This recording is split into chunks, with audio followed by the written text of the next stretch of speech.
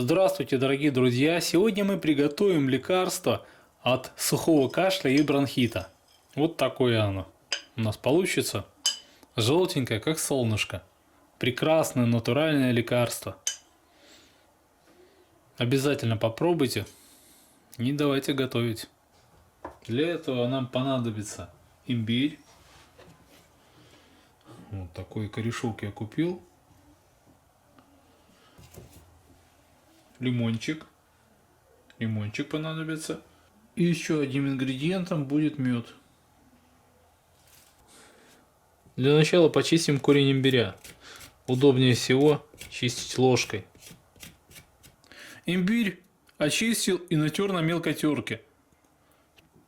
В целом можно измельчить и другими способами. Это решать вам.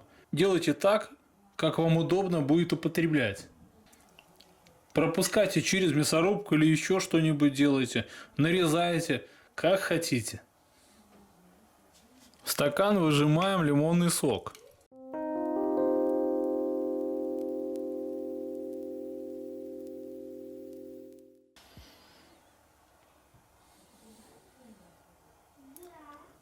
Я, наверное, забыл сказать, имбиря нужно 100 грамм для этого рецепта. Лимонного сока полстакана. Смешиваем их.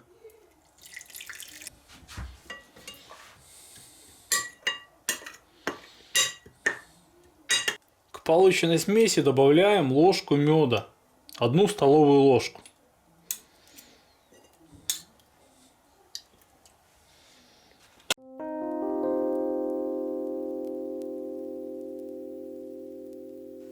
Все, дорогие друзья, смесь готова.